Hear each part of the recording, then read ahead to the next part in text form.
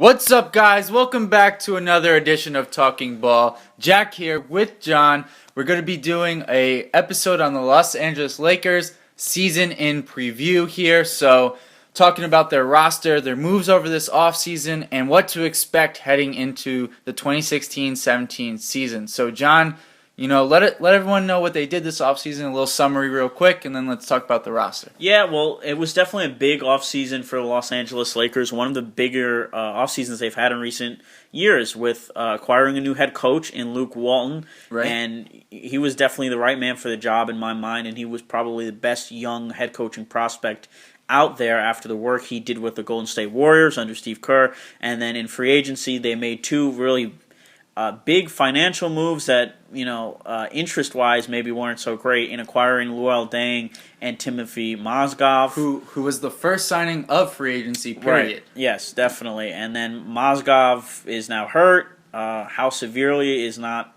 certainly known.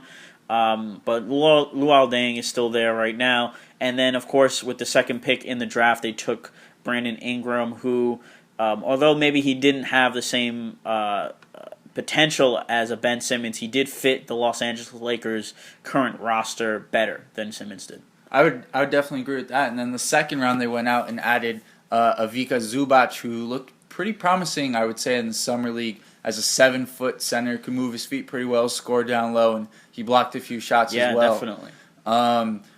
But yeah, that brings me back to the point I want to make here, which is that the Lakers, since they decided to go towards this rebuilding mode, sort of. Yeah, rebuilding / retooling. Yeah, kind of rebuilding on the fly. Yeah, while adding veterans, the past couple seasons they've added like Lou Williams, Roy Hibbert, Brandon Bass. But while they've been doing this, they've been nailing their draft picks. Larry Nance Jr. was a second-round pick a couple seasons ago. Jordan Clarkson was a second-round pick. Don't discredit them getting their first-round picks so far. It seems to be right.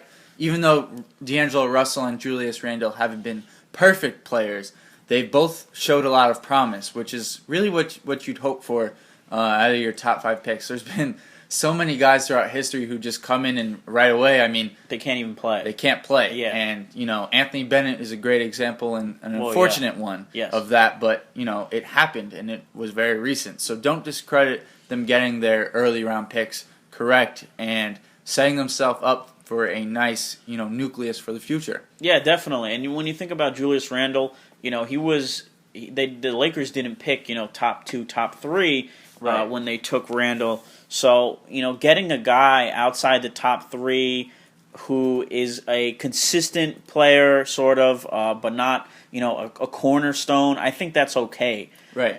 Just because, like you said, you have so many players outside the top 3 in most drafts who just can't play or bounce around teams within their first couple of years, find themselves in the D League, and just, never have a successful NBA career.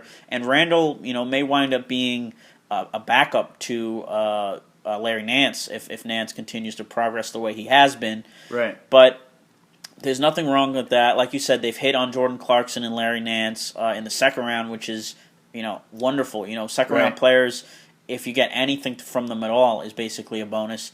And Russell, this last year was sort of like you said earlier when we were talking before the video, was something in between a redshirt year and a rookie year for him because he only played half the season. So this year, with Kobe out of the way, with Russell hopefully getting more minutes from Luke Walton, who won't be as weary to play him as Byron Scott was, I think Russell should play a lot better. And really the only question, he has all the talent in the world.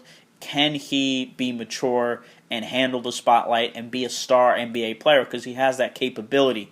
Can he do that and handle it all? Yeah, and I just want to clarify what John was saying about Russell, playing half the season. It wasn't that he played half the season in terms of games. He did play 80 games. Right. What we mean by that is that, with Kobe still being there and it being his last season, he was taking a lot of shots. There's also Lou Williams, Jordan Clarkson, obviously.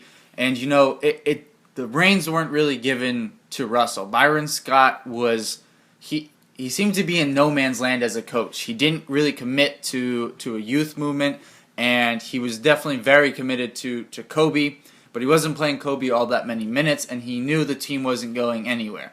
And so it wasn't the greatest environment for Russell to come into, and the hope now is that with Luke Walton taking over the reins as the head coach, he will set up Russell and Clarkson really as his backcourt of now and for the future there to set them up to be a playoff contender for years to come. Now, this team didn't even win 20 games last year.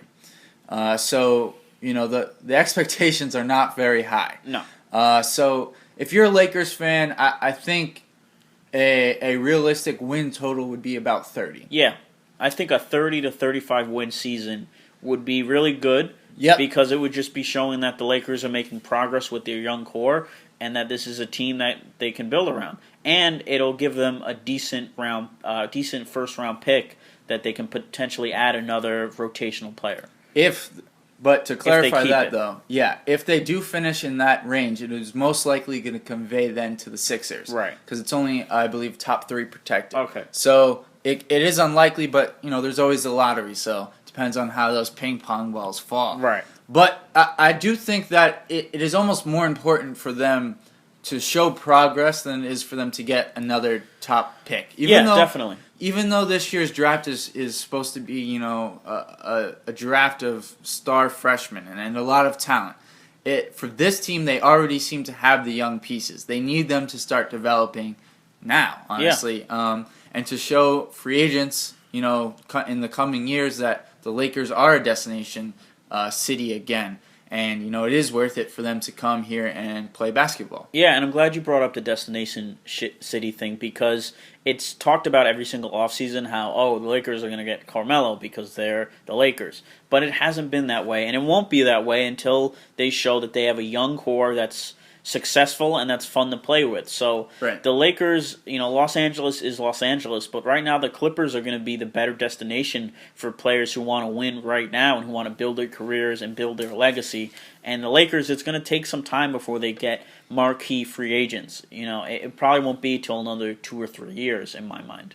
Right, and so therefore, as we've been saying here, it's going to come down to Russell, Clarkson, Ingram, Randle, Nance, Zubac. Yeah. Those guys really have to make strides, and Luke Walton is really going to have to, make an imprint on this team and get them to gel together because the past couple of seasons, this has been, in my mind, a team of individuals that, it doesn't seem to have a clear direction. They're bringing in veterans, as we said, but they're also drafting all these young pieces. And so hopefully Luke Walton can give this team a direction, an identity. An identity. That's the word there. Because when the Lakers are good, the NBA is better for it, and it's always important to have that. And the Celtics, for that matter, and the Knicks. It's always great for them to have that cross-country, big market historical rivalry. Teams. Yeah.